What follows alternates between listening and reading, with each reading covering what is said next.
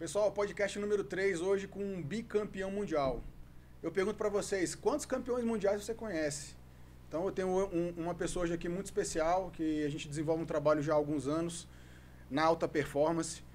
Hoje o que mais, é uma das áreas que mais me brilha os olhos é alta performance com longevidade. Né? A gente juntar essas duas partes, que muitas vezes são até antagônicas. Né? A gente vê o atleta de alta performance com uma carreira curta e muitas vezes não associa o esporte à longevidade. Então, a ideia hoje aqui, em parte, é apresentar para vocês o trabalho do Sensei Chutes e mostrar para vocês como é que a gente consegue ter garra e disposição e disciplina para chegar aí nos 65 anos ainda com vontade de competir, de alcançar novos patamares, tá bom? Passar rapidamente com vocês aqui os nossos patrocinadores. Então, o podcast Saúde Perfeita conta com a ajuda do Centro de Excelência Física de Brasília. Lá no Cefis vocês têm a possibilidade de ter um tratamento de atleta profissional. É assim que eu tenho explicado hoje para os meus amigos, meus colegas, que basicamente é você ter uma equipe integrada para te dar todo o suporte dentro do seu projeto, dos seus objetivos, né? Então, hoje o trabalho associado do nutricionista, do médico, do fisioterapeuta, do preparador físico e do psicólogo, né, do mentor ali, que possa trabalhar também a parte das emoções, eu acredito que seja o melhor que uma pessoa hoje pode fazer para obter resultados, sejam eles esportivos, estéticos, de mudança de hábito, tá bom? E, então o Cefis está aí, é cefisbsb.com.br, vocês vão achar também no Instagram cefisbsb. Mundo dos Suplementos, o Mundo dos Suplementos é a nossa loja de referência para suplementação alimentar. O mercado de suplemento hoje tem uma vastidão de marcas, muitas lojas, muitos produtos sem idoneidade, sem qualidade, sem pureza, sem procedência de matéria-prima. Então, a minha recomendação em relação à suplementação é que vocês procurem lojas de confiança, lojas que tenham renome, tempo de mercado e também as marcas que já estão no mercado aí há um bom tempo e já tem um nome a zelar, tá? Um dos suplementos vocês vão encontrar isso. Então, pessoal, hoje Sensei Edson Chutes faz um trabalho lá com a gente no Centro de Excelência Física de Brasília desde 2015. Hoje ele é 8 vezes campeão brasileiro, tricampeão pan e sul-americano, bicampeão mundial de judô. São mais de 1000 competições. Tem uma sala de troféus e de medalhas lá fantástica na casa dele. E é uma pessoa assim ímpar, oitavo grau de judô, que é tido como faixa Kodansha. Para quem não conhece, a faixa Kodansha é aquela faixa branca e vermelha.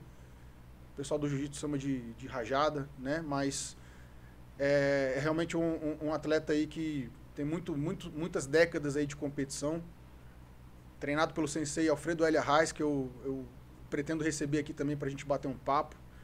E hoje, para mim, um dos trabalhos que dá a maior satisfação de fazer é esse trabalho com o Sensei Chutes, porque envolve exatamente o que eu falei para vocês no começo, de uma proposta de manter um nível de performance enquanto se envelhece, né? Com saúde, com disposição, com vitalidade, com vontade de viver e de conquistar novas coisas. Sensei, eu queria que você se apresentasse agora também. Eu acho que eu esqueci de falar aqui da questão do kata, né? E da arbitragem internacional. O Sensei, além de ser atleta e um judoca graduado, oitavo dan, também tem o título de árbitro internacional, FIGB, e títulos também na parte de kata. Para quem não sabe, o kata é aquela apresentação das técnicas que se faz na maioria das artes marciais e muitas vezes utilizado para graduação, né, Sensei? Isso. Boa tarde a todos, um prazer estar aqui de volta. Gostaria de aproveitar, o Fábio falou muito de mim, mas hoje foi um dia emblemático para mim, porque há tempos atrás, Fábio Vera estava fazendo o exame de faixa preta, e ele era faixa marrom ainda, e treinava comigo lá, e o professor Arraes na academia, e resolveu participar do Campeonato Brasileiro de Dangai. E o Fábio não era competidor. Precisava de uma técnica fulminante para ganhar um Campeonato Dangai, e não é fácil. São faixas marrons antigos, competidores.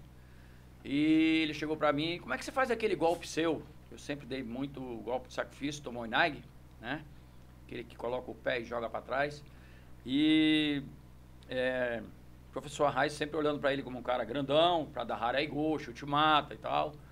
E um certo dia o professor Arraes não tava, nós nos garramos lá no dojo e treinamos muito Tomoe-nage. Isso foi umas 2 semanas antes da competição, continuamos treinando. Todo dia ele pegava um pouquinho comigo e fazia o Tomoe-nage. E para finalizar, no sábado ele foi competir. E a luta final dele, ele jogou de Ippon de Tomoe-nage. Então isso foi uma satisfação muito grande, né? Porque a gente fala que eu sou atleta, mas ele também tem a parte dele de atleta. E esse envolvimento que nós temos já tem bastante tempo, tem uns 7, 8, 9 anos. Estamos juntos aí trabalhando, sempre buscando na Cefis o tratamento médico, funcional, os exercícios, sempre tendo um encontro, às vezes até semanal, quinzenal, sempre com a avaliação física, fazendo trabalho de musculação muito dirigido para aquilo que a gente precisa na luta, né? E tendo o apoio do laboratório, fazendo devidamente examinado por médicos, acompanhado, tendo a Cefis como principal ponto de apoio, né? E tendo a suplementação lá do mundo dos suplementos também, porque infelizmente a gente não consegue comer o suficiente ou adequadamente para ter a energia necessária para praticar o esporte de contato. Especialmente quando você se envolve muito com competição. Porque praticar judô é muito fácil, você vai na academia, faz a ginástica, senta, conversa, bate papo, vê os amigos, tira uma foto. Hoje é muito comum isso. Mas competir como diz o Bruno Henrique lá do Flamengo, é outro patamar. Realmente é bem diferenciado. E eu tive a sorte de encontrar uma pessoa que também gosta de judô, que é o Fábio, e pratica o judô, e juntos nós tivemos muitos momentos no dojo, e assim uniu a vontade, a garra, a determinação e a força, né? E com a experiência dele na musculação eu consegui passar por cima de várias contusões. Eu operei o manguito em 2015.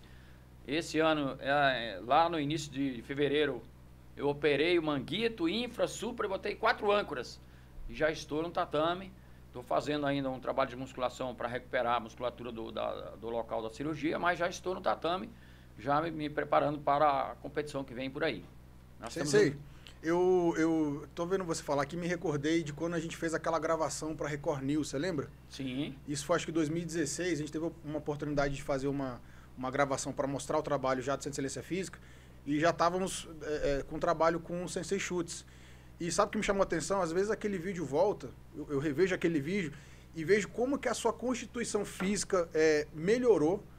E isso eu tô falando de, você tinha, se eu não me engano, 57 anos, então 8 anos atrás, você tinha uma constituição física que ela tinha menos massa muscular e mais gordura do que você tem hoje. Sim. Né? E eu lembro que você comentou também naquele vídeo sobre como foi impactante aquele trabalho inicialmente que a gente fez, porque existe um histórico na preparação física, você pode falar até isso com mais propriedade. Lá para trás, né, de 20, 30, 40 anos atrás, onde se treinava excessivamente. Né? Eram muitas horas, o atleta ele era valorizado em cima da quantidade de treinos e de horas que ele se dedicava, ou de repetições, ou de ulticomes e tal. E eu lembro de você comentando do ajuste que a gente fez nesse volume, equacionando a musculação com os treinos físicos, e como que isso te beneficiou. Fala um pouco pra gente disso aí. Na verdade, era um excesso que desgastava muito fisicamente. Você chegava em casa, demorava, relaxava, dormia, aí perdia aquela noite de sono que é necessária, né? Não fazia a alimentação antes do treino adequada, não tomava um líquido adequado durante o treinamento, não fazia a suplementação posterior, né, ao treinamento. Então a gente fazia meio que na raça. E muitas vezes eu acho que as lesões aconteciam por causa disso. O excesso de atividade física intensa trazia dores musculares, notícia não conseguia fazer bem, treinava todo dia muito forte. Então, depois que a gente entrou aí na conversação com a Cefis, a gente começou a calcular quanto de exercício, qual o exercício, como executá-lo e como encaixá-lo junto com o treino de judô. Porque, veja bem, além de ter que preparar os músculos, a musculatura, fazer musculação, ter um músculo forte, você tem que ter, na luta, agilidade, rapidez, você tem que ter a tática de luta, você tem o tempo de luta. Hoje, para mim, é bastante... eu fico bastante tranquilo, porque a luta da minha idade, eu vou lutar daqui para frente, numa competição de 2,5 minutos de luta. Antigamente eu lutava 5 minutos, hoje são 2,5 minutos. E como você mesmo falou, eu tenho uma constância muscular, uma condição física hoje melhor do que eu tinha. Então, eu controlo a luta. Lembro bem, o ano passado, eu com uma contusão no braço, amarrado o braço, todo defendendo o braço, eu lutei pela primeira vez 4 lutas muito fortes, né, no Campeonato Brasileiro, e eu não lutei fazendo aquele judô todo que dava para fazer com medo do braço sair do lugar. E nós conseguimos superar com a habilidade, com a força correta, com o tempo correto, sabendo lutar. Então a gente luta com muito mais consciência muscular, físico, cardiorrespiratório, do que antigamente. Mestre, eu falo muito isso porque antigamente, isso também foi um conceito que mudou. Você tinha uma lesão, antigamente o médico falava para você parar de treinar. Você não faz exercício, você fica parado, engessa, né? Engessa o braço e tal. E hoje a gente entende que é muito mais interessante, não só para o atleta, mas para o indivíduo que se lesionou de alguma forma ou se machucou ou está com alguma tendinite, para que ele continue treinando, mas ao redor daquela lesão. Ou seja, você evita os movimentos que vão agredir, vão te machucar, vão te trazer muita dor.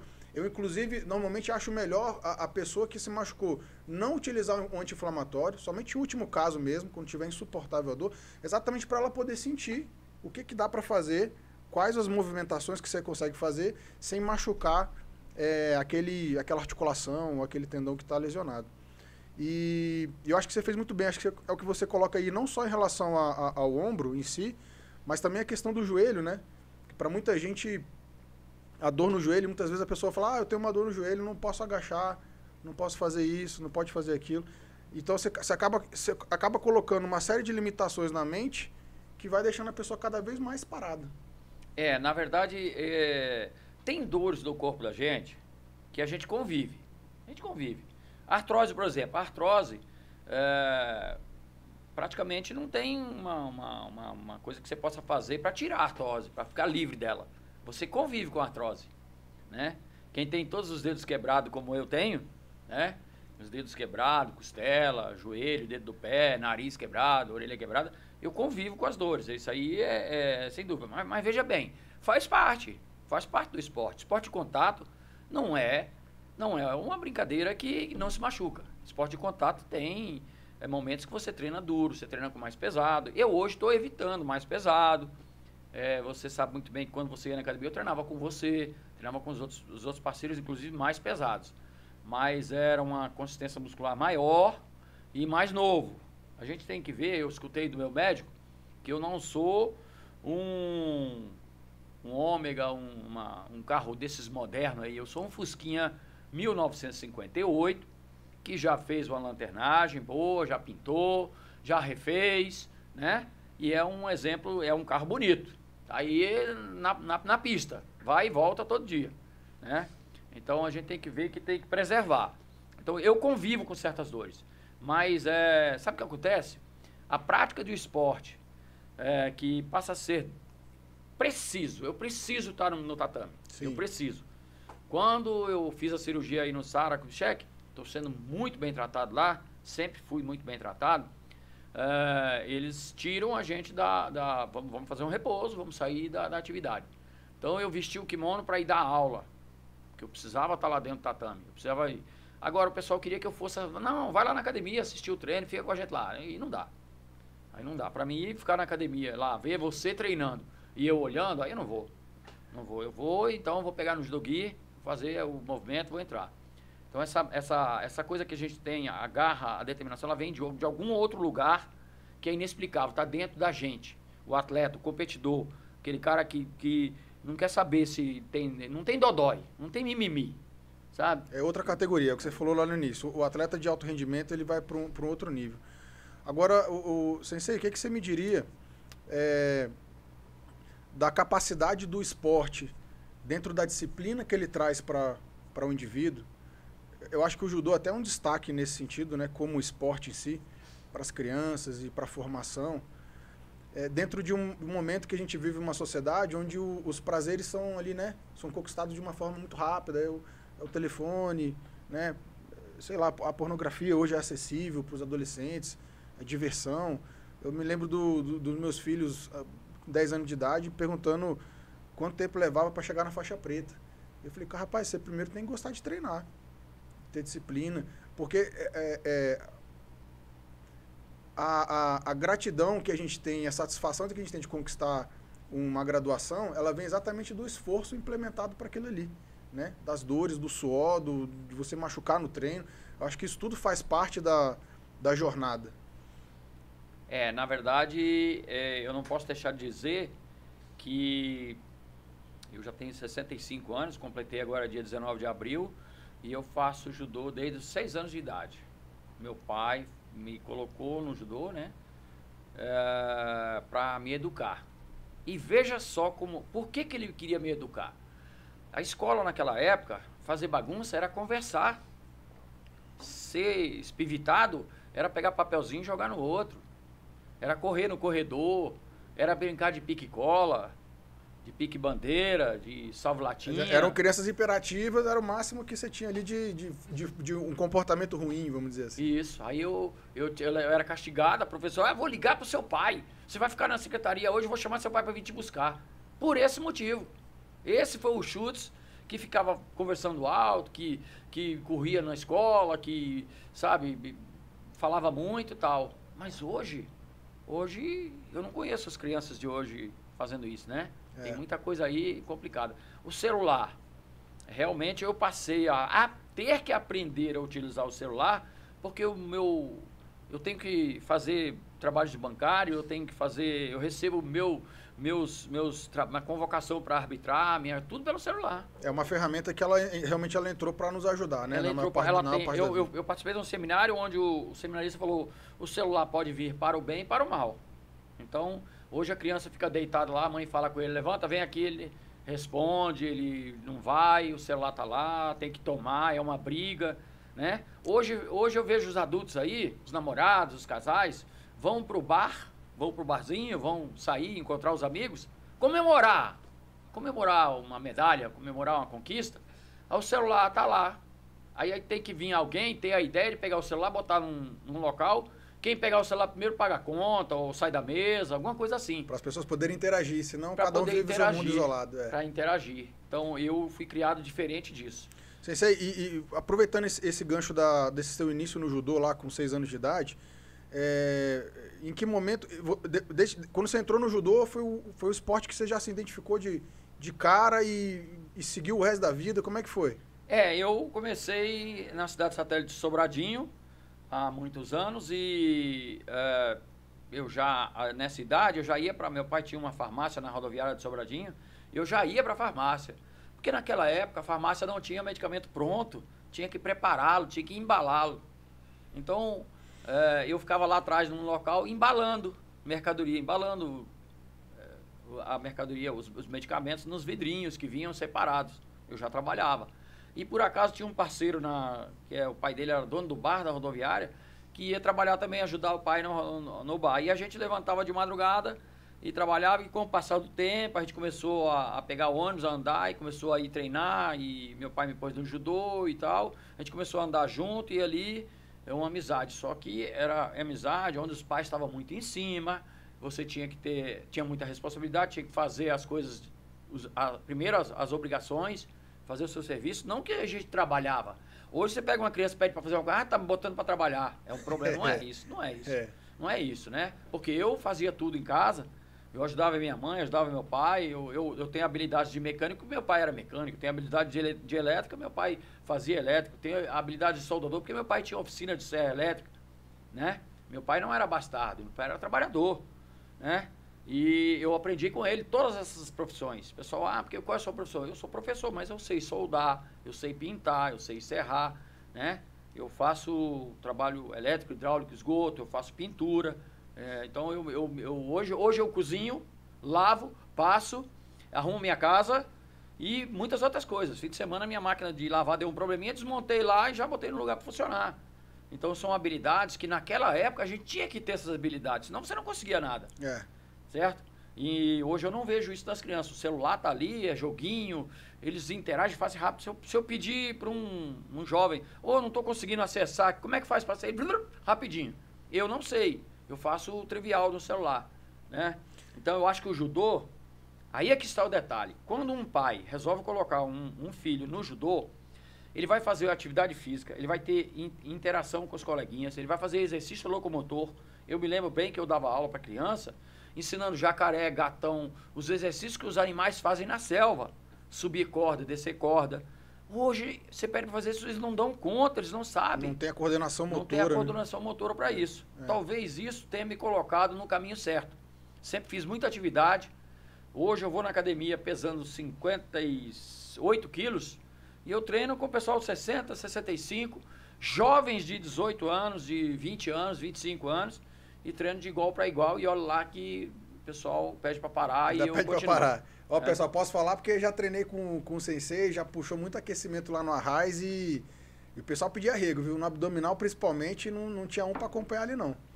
E hoje, como eu faço uma parte da preparação física do sensei, que envolve a parte do treinamento de força, da musculação, eu posso garantir para vocês que é um treinamento que tem muito jovem aí que não faz, viu? Um volume de exercícios muito grande, um tempo de descanso entre as séries curtíssimo, né? Então, assim, isso exige um nível de condicionamento de resistência muscular e cardiopulmonar muito, mas muito acima da média.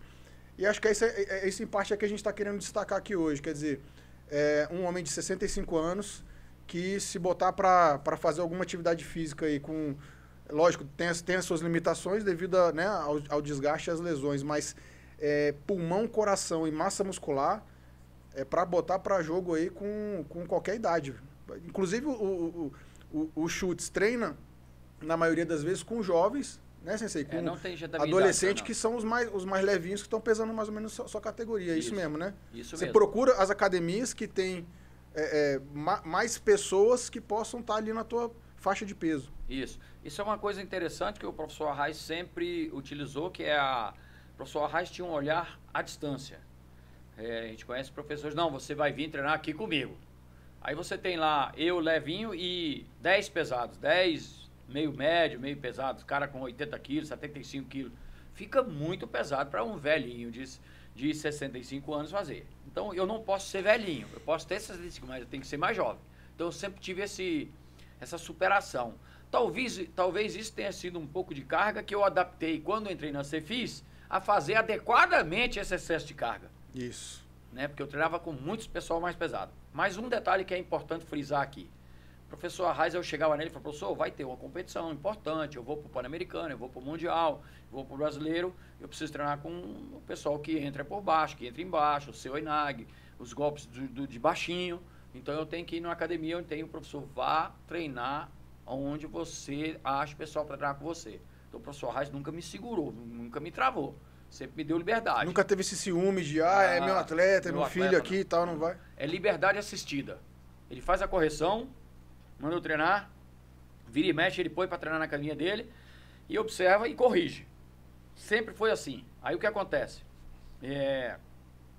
Hoje eu treino num local, acho que não tem absolutamente nada em citar. O Dojo Rufino, que é o professor Rufino, é um rapaz novo, ele é faixa preta, que é menos graduado que você, como é que ele vai te ensinar judô? Não é isso.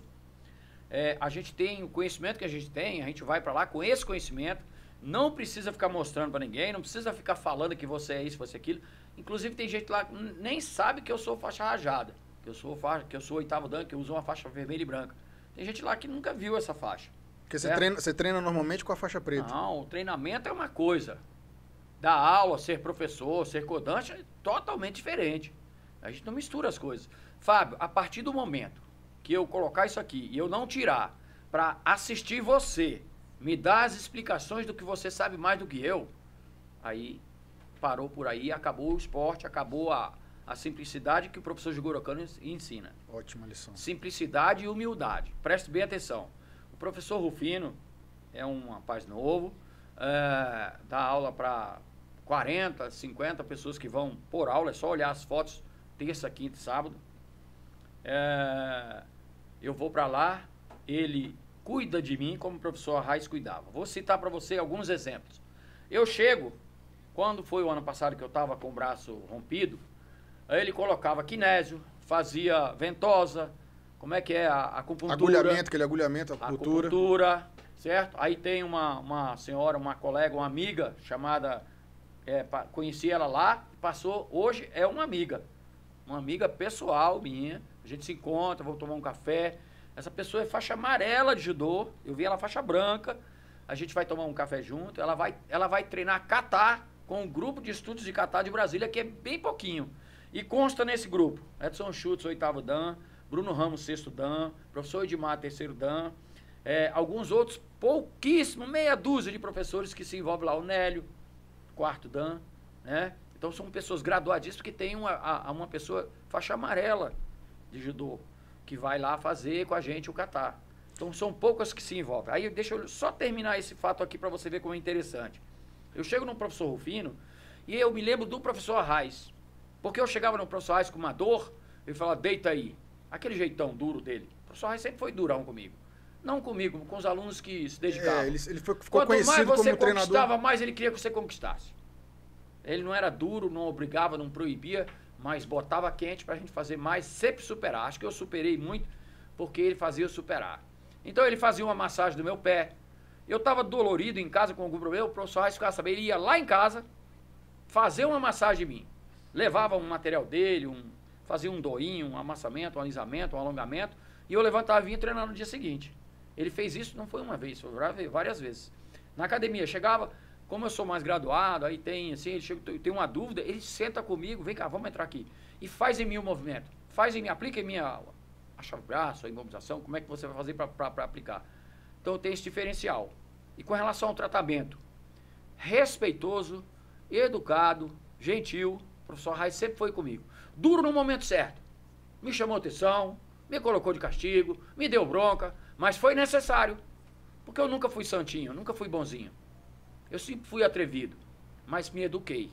Hoje eu estou indo treinar num local onde tem aquilo que você falou. Eu tenho uma quantidade de jovens, meninas e meninos, de 15, 16, 17, 18 anos, que estão com os hormônios à flor da pele, louco, faixa verde, roxa, marrom, louco para te pegar. Doido para pegar a faixa preta e lançar no chão. Eles partem para cima, mal eles sabem que aqui tem café no bule, né? Então a gente vai, escolhe e tal. Como eu falei para você, eu acho que eu não vou esconder isso de ninguém. Não escondo, não tem necessidade. Não existe necessidade. Quando eu treinei no ano passado lá, o professor Arraes já não estava mais em Brasília, então eu tive que fazer uma preparação buscando os melhores lugares, né? Contundido, eu não posso ir numa academia de muito alto rendimento, como eu tenho hoje, por exemplo, o professor Oswaldo Navarro tem 3 atletas na seleção brasileira, de 16, 17, 18 anos, né? Os caras vão disputar o Mundial aí, estão viajando, estão medalhando em essa Copa Pan-Americana que teve aí. Então, o local que eu pedia para o professor, estou indo lá treinar no professor Navarro, no Guará. Ele permitia, claro, sabia que eu ia treinar. E eu treinava muito forte. Mas contundido, e já com a idade um pouquinho mais, dobrando a esquina dos 65, então você tem que ser comedido. É isso aí. Comedido. O professor Navarro é muito competidor, professor Rufino participa de competição, inclusive ele é veterano competidor, campeão brasiliense. Os alunos dele estão indo competir bastante, meninas, essa senhora aí, a Andréia, essa amiga, também participou da competição, assim, novinha de judô. Ela já tem uma idade mediana, já está participando de competição. Então ele tem um pessoal que compete e treina forte a seu nível. Você tem um jeito de treinar forte a seu nível, o nível do outro você tentar chegar, um outro você ultrapassa. Então eu tô tendo um local onde eu sou muito bem recebido, sou muito bem tratado, nunca fui deixado para trás e todos me acolhem. Todos. Eu fiz uma campanha solicitando apoio, vários deles estão apoiando. Sabe? É uma mão daqui, é uma perna dali, um braço daqui e todo mundo me apoia. Nunca fui destratado, sou respeitado, e vou contar para você. Talvez hoje seja a primeira vez que eu vá usar a Kodansha lá, porque eu fui solicitado que eu faça as explicações e a demonstração, a explicação sobre uma técnica essa que você ganhou uma competição com ela, o Tomoinag, né? Não que eu seja especialista, expressivo disso aí. Eu faço Tomoinag há muito tempo, é uma técnica que eu posso levar para o chão para usar a minha chave de braço, que é uma especialidade também. Já vi você né? fazendo. Nossa especialidade do Arraiz sempre deu muito chão.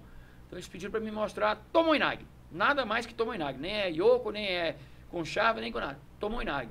Então hoje eu vou colocar minha Kodansha para dar essa base, essa passagem desse primeiro detalhe. Depois eu vou tirar minha Kodansha e botar a faixa preta para treinar com eles, de igual para igual. Veja bem, o judô ensina o seguinte: se eu estou de Kodansha, e obviamente quando você é um Kodansha, você sabe qual é o seu grau. A minha faixa vermelha e branca é a última, o 8º dan. Com fé em Deus, eu espero estar vivo e forte, firme, praticando, chegar ao 9º grau, eu vou usar uma faixa vermelha. Então essa é a última. Se eu coloco ela todas as vezes que eu vou no dojo, como que eles vão poder treinar comigo? Porque tem um respeito pelo Kodansha. O Kodansha é um notório saber que já fez a sua parte. Ele já competiu, já treinou, já bastante. Então hoje ele é um Kodansha. E eu tive a oportunidade de estar treinando no Kodokan, e lá tem uma parte do tatame que não precisa ter marcação nem separação. A gente visualiza ali um pedaço, é de Kodanshas, chamados velhinhos. Reservado para os senpais, aqueles senseis bem velhinhos, de cabelo branco, e lá com as suas faixinhas, eles treinam, dão aquele kiai e tal. Eu tive a oportunidade de estar do lado de cá treinando de faixa preta, eu não era nem Kodansha ainda, e eles lá. Eu vi isso de perto. Então, se eu coloco a faixa Kodansha no dojo, você não pode treinar de igual para igual comigo.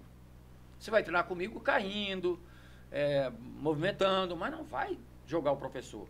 Eu jamais vou pegar no kimono do professor Arraiz e vou jogá-lo. Mesmo que eu consiga. Acho difícil.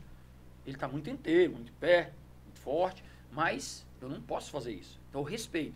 Então eu, Edson Schultz, eu vou para quê? Eu estou me preparando para uma competição. Se eu vou de Kodansha, então eu não estou treinando para competir. Eu tenho que colocar minha faixa preta, descer do salto, tirar essa coisa de professor. Eu sou atleta, eu sou competidor. E é importante saber cair e bater o braço, porque você vai cair. Não pensa que você é fortão, que é sabidão, que os meninos não vão te jogar. Você cai muito. Eu lembro do Sensei Arraiz instruindo a gente nos treinamentos sobre isso. Porque, como você falou, Sensei, muitas vezes você tem um colega treinando contigo, mas que tem um espírito aguerrido, e no próprio treinamento o negócio começa a esquentar, e às vezes na hora que te joga você não quer cair por vaidade. Isso. E acaba machucando por causa disso. Esse é o detalhe, né? A gente sempre fala, e no judô a gente fala, cai, bate o braço. Preste atenção, tem uma diferença entre treinar e competir. Você tem que saber dividir isso. Tem que saber dividir. É óbvio que um competidor, ele tem a prioridade não cair e enfiar a porrada. É prioridade. Mas preste atenção. Até para ele não... Isso. Você tem que baixar o nível, né? Você tem que estar... Eu sempre tive que treinar na alta, como é que fala, né? Sempre tive que treinar na alta. Por quê? Porque todo mundo quer me espancar. Eita, é o cara, o campeão brasileiro, o campeão mundial, o Schultz, porrada nele. Aqui em Brasília tinha uma academia chamada do professor Nelson Guerra, que foi inclusive atleta olímpico em Moscou há muitos anos atrás. Tinha um atleta chamado João Gilberto Joca. Esses dois eram sumidade no judô. E o professor Arraiz fazia questão de pegar a turma, levar lá no sábado, todo mundo andando ali na Asa Norte, ia até a academia dele. E lá o nome do treinamento era Sopa de Tamanco. Porque era tamancada na gente. Eles batiam na gente. Mas quanto mais eles batiam na gente, mais a gente ficava treinado. O professor Arraiz sempre chamava o pessoal do professor Luciano, que também é aluno do Arraiz, né, o Luciano Gonçalves, para ir treinar com a gente. Porque o pessoal do Luciano era muito forte, que era lá da academia do Peixoto, né, do Luz Marcelo Peixoto, do professor Takashi Hagihara, lá no Moreira, vinha treinar com o professor Arraiz e a pancadaria. Quer dizer, você para subir de nível, você tem que ter essa humildade que você está falando, de saber procurar o local correto, com as pessoas que vão te respeitar, mas que vão estar num nível acima do seu, que você vai ter que cair para poder subir de nível. Se você vai para um lugar que você treina e você só bate nos outros, bate entre aspas, né, gente? Mas só você derruba, então você não tem muita chance de aprender. Isso.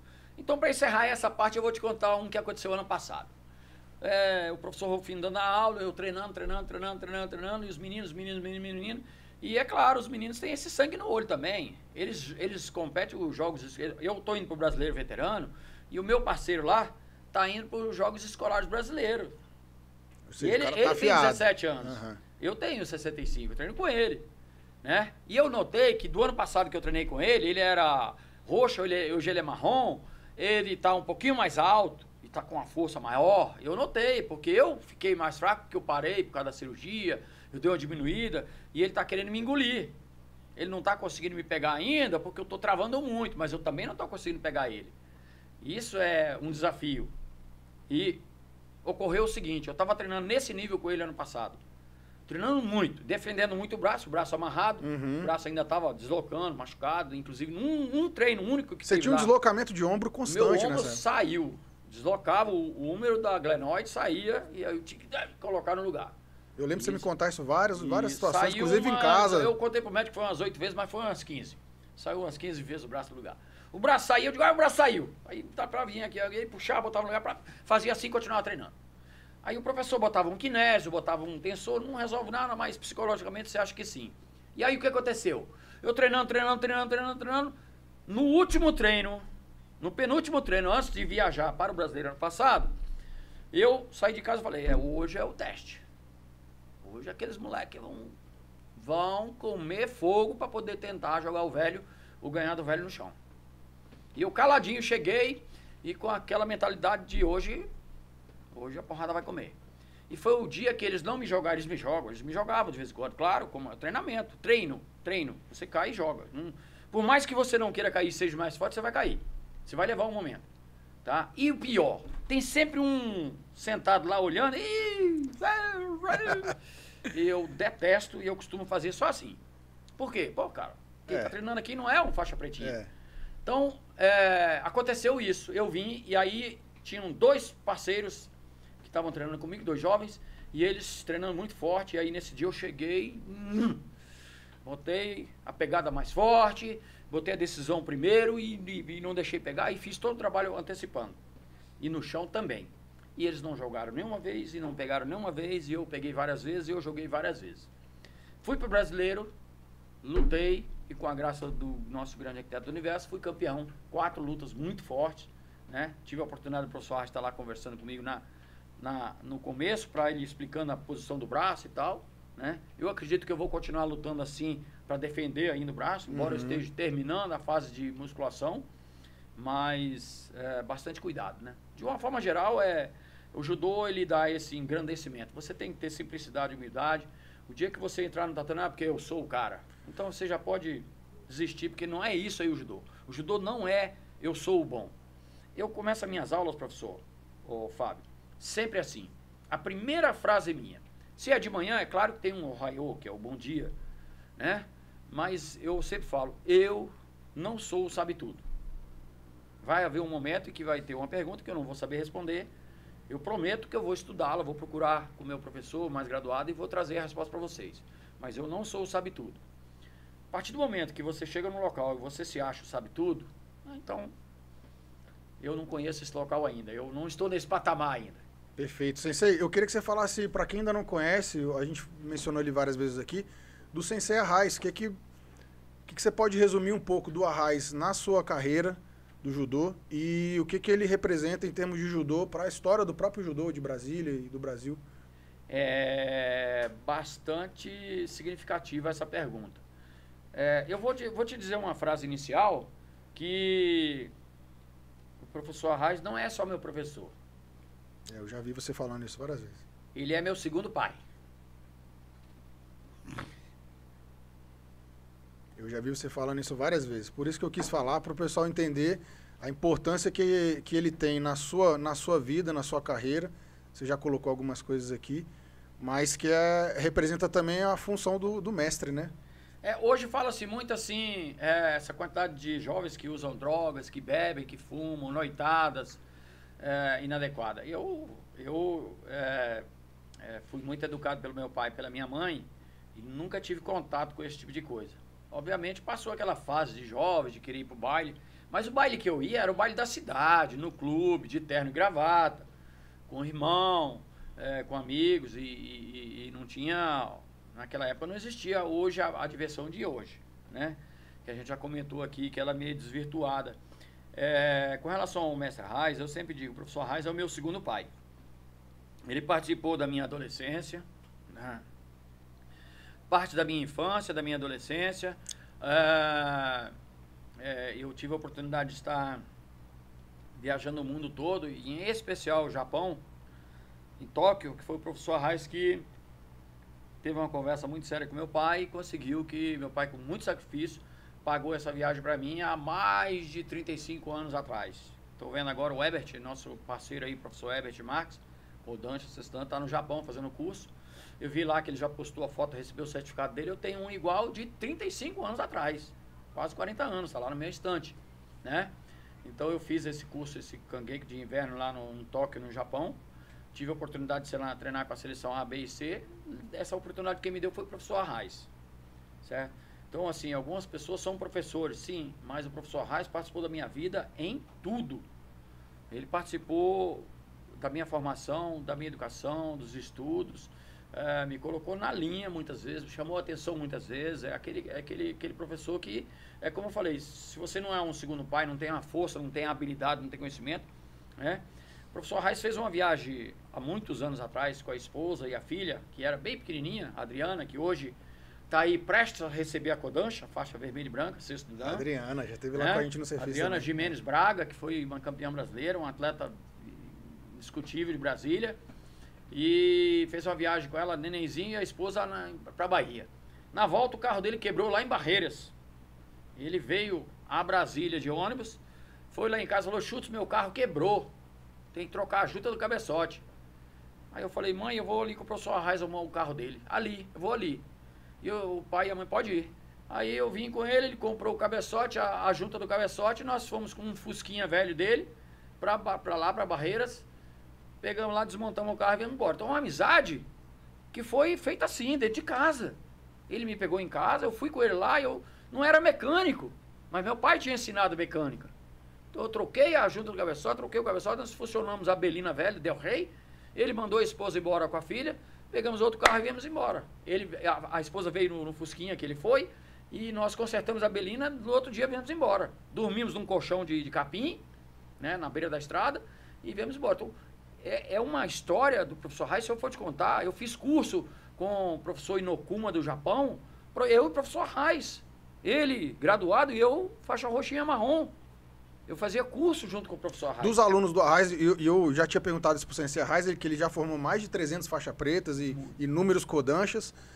O Kodansha mais graduado seria você? O mais graduado sou eu. Então o mais velho, mais antigo. Sensei, estamos no finalmente. Eu queria só avisar o pessoal que nós estamos aí, Campeonato Brasileiro 18 de agosto, é isso? Isso. 18 de agosto, além do brasileiro, encontro de Kodansha. Fala pro pessoal aí, Sensei. Na verdade, a gente está correndo atrás de patrocínio, de ajuda, de apoio, porque nós vamos participar do Encontro Nacional de Árbitros, é um seminário de arbitragem também, dia 16, dia 17, Encontro Nacional de Kodanshas, que são os faixas vermelhas, brancas, vermelhas e brancas, sexto, sétimo e oitavo, e os faixas vermelhas, nono grau, né? E o Campeonato Brasileiro Veteranos, que é acima de 30 anos de idade, 30, 34, 35, 39, e assim sucessivamente de 4 em 4 anos, até o velhinho aqui de 65 a 69 anos de idade, né? Cada um no seu peso. Brasília vai com uma quantidade, eu não me lembro bem, se 25, 30 atletas das várias academias de Brasília, veteranos. Vai acontecer no período de 16, 17, 18, para mim, de agosto. Ainda tem 19 e 20, que é sábado e domingo, as categorias mais novas, né? No caso, a minha categoria vai lutar primeiro na sexta-feira de manhã. Eu espero, na hora do almoço, mandar notícia boa para o Fábio Vera e para todos vocês. Nós temos uma participação na arbitragem muito boa. Hoje eu sou árbitro internacional continental pan-americano. Estamos há 10 anos esperando aí a promoção de árbitro internacional A, né, que é o árbitro mundial.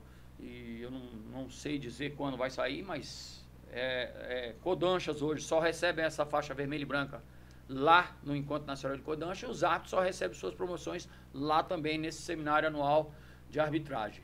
Então é um evento grande, compõe-se em 3 eventos, né? E nós estamos aí batalhando para conseguir o apoio, o patrocínio para passagem, alimentação, estadia. Tem um deslocamento muito difícil para a gente, que a gente vai até Congonhas, lá tem que pegar um veículo ou algum veículo para chegar até Pindamonhangaba e nos hospedar lá, né, para participar do evento. Eu vou na quarta-feira de madrugada, vou sair de casa às 4 da manhã, e eu quero estar aqui em Brasília 13, 14 horas, encontrando o Fábio, encontrando vocês, e com a graça do grande arquiteto do universo, mais uma vez, trazer uma medalha. Jamais prometi ser campeão, mas jamais vou deixar de prometer que eu vou buscar o pódio. Competição para mim é pódio. E pódio tem uma coisa interessante, tem que ser lá em cima. É lá em cima. Essa frase do Schultz eu nunca esqueci. Você fala que sabe que eu vou pro pódio, o pódio é lá em cima. Sensei, para finalizar, eu queria agradecer aqui os nossos colaboradores aqui, o Centro de Excelência Física de Brasília. Tá com a gente já nesse projeto aí há muitos anos, né? Sempre com a parte que envolve as consultas, o acompanhamento mais técnico, né? Médico, nutricionista, fisioterapeuta, né? A parte de treinamento físico a gente faz uma prescrição lá online através do aplicativo, que o Sensei é um dos mais assíduos, inclusive, muito disciplinado.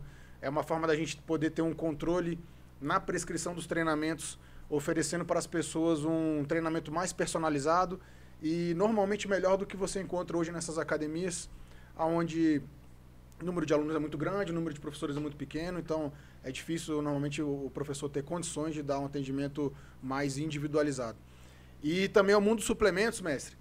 A gente trouxe hoje aqui, eu queria que você fechasse falando para a gente dos suplementos que você utiliza, né, numa situação dessa de preparação, de pré-competição, e que tipos de benefício você sente com a suplementação de carboidrato, proteína, creatina, enfim, essa suplementação que você costuma utilizar. Hoje a gente trouxe aqui para o Sensei fazer essa preparação final, uma creatina e um hipercalórico com whey protein, uma vez que ele tem um metabolismo acelerado, está um pouco abaixo de peso, mas eu vou deixar você complementar, mestre, com a sua percepção. A gente chegou até a conversar um pouco ontem no telefone, né, sobre eu não digo nem a necessidade, mas a vantagem que o atleta ganha quando ele tem uma suplementação que é como se fosse uma gasolina pódio, né, mestre? Dois detalhes importantes. A última aferição que nós fizemos da massa muscular minha, eu estava com 8,3 de gordura. Perfeito, bem lembrado, hein? Então, 65 anos eu acho que é um ganho muito grande. Tem uma outra coisa, tem que ser disciplinado com relação à alimentação. É muito como falar, eu preciso ficar forte, eu vou comer muita pizza. Você está enganado, não é assim. A pizza vai fazer parte, mas você tem que comer coisas que vão ser assimiladas e bem assimiladas e necessárias para o seu organismo. Perfeito. Eu não posso ficar comendo todo dia fast food e estou achando que eu estou ficando forte. Eu não estou ficando forte, estou estragando o organismo, né? Então, a suplementação, eu sempre procurei junto a Cefis buscar no Fábio Veras, e aí eu entro naquela outra coisa que eu queria falar, que é o aplicativo que vai da Cefis. Qual é o nome? O aplicativo é da Cefis mesmo, ele é feito pro Centro de Excelência Física de Brasília e tem a parte de treinamento. Pode falar dele. Aí eu recebo a parte do treinamento, o exercício. Tem gente na academia, o que você está olhando no celular? Você fica olhando no celular? Não, senhor.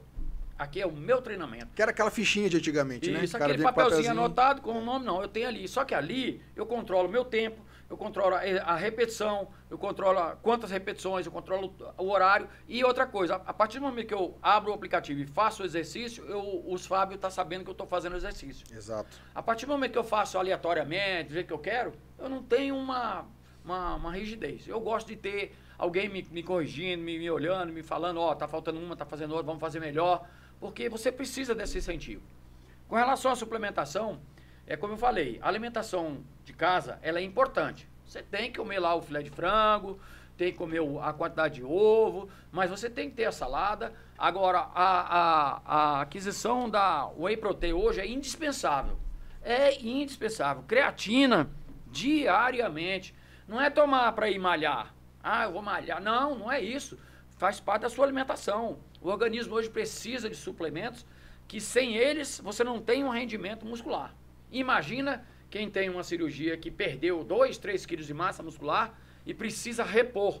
A gente tem aquela reserva, como é que é? A memória muscular, memória do exercício de você. Sim, mas eu preciso repor com qualidade.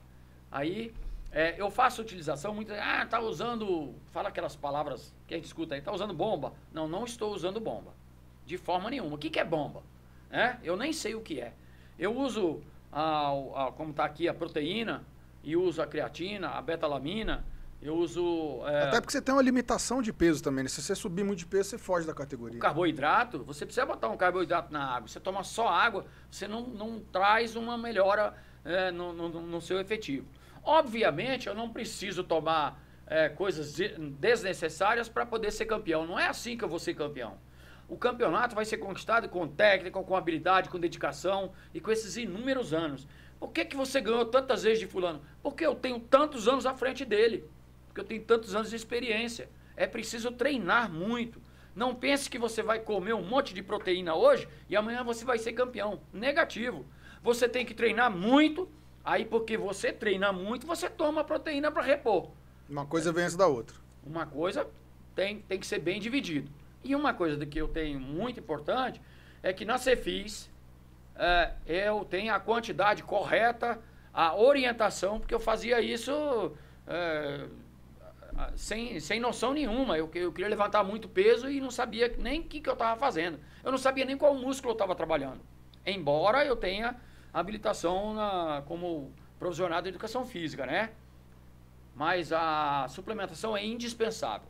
Agora, eu tenho na Cefis um acompanhamento médico. Hoje eu tenho um médico meu que acompanha aquele médico urologista, aquele médico de velhinho. Ele faz não só a consulta anual, mas eu faço várias consultas durante o ano, se não me engano, são 4, de 3 em 3 meses, para averiguar a minha situação de homem de 65 anos. E aí entra a questão do suplemento, da alimentação, do que está certo, do que está errado. Então eu acompanho, através de exames sanguíneos, o que está certo, o que não está no meu organismo. Fábio faz a preparação dos exercícios de musculação. Inclusive, o Fábio não determina. A gente discute, conversa, fala. Vamos acrescentar mais esse, vamos diminuir esse, vamos fazer mais esse, vamos esse. Não estou conseguindo fazer esse, ou quero fazer mais esse. Ele, às vezes, não entra no meu pedido, mas faz dentro de um padrão que é aquilo que eu preciso. Então, de qualquer forma, é isso. Eu gostaria de citar também o mundo dos suplementos. É importante que você compre, como ele falou no início, eu estou recebendo aqui suplementação de qualidade.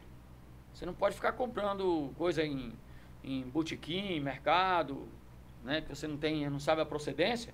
Eu estou recebendo uma coisa lacrada, de qualidade, de procedência idônea, né? E passado por quem está me acompanhando há 8, 9 anos, né? Então é uma vantagem muito grande. Eu volto a lembrar a todos vocês, o Centro de Excelência Física e o Mundo dos Suplementos, lá na 102 Sul, Cine Centro São Francisco. Procurem lá o Fábio Veras, se por acaso ele não fizer o desconto, fala comigo que eu falo com ele para fazer aquele precinho bom. E quer fazer uma avaliação física, quer ter o acompanhamento do médico, lá tem também o médico. E eu comecei com o Fábio há anos e eu tô tendo a impressão que eu não vou sair lá tão cedo. É isso aí, mestre. Obrigado. Sensei, vamos buscar esse pódio. E obrigado por essa conversa. Ela vai ficar eternizada aqui nas redes sociais para que a gente possa guardar essas boas lembranças aí e mostrar para as próximas gerações esse trabalho maravilhoso aí de você. Com a graça do grande arquiteto do universo, que Deus nos abençoe, que daqui uns dias nós possamos comemorar mais uma medalha. Eu espero e peço a oportunidade de trazer mais uma medalha de ouro. Valeu!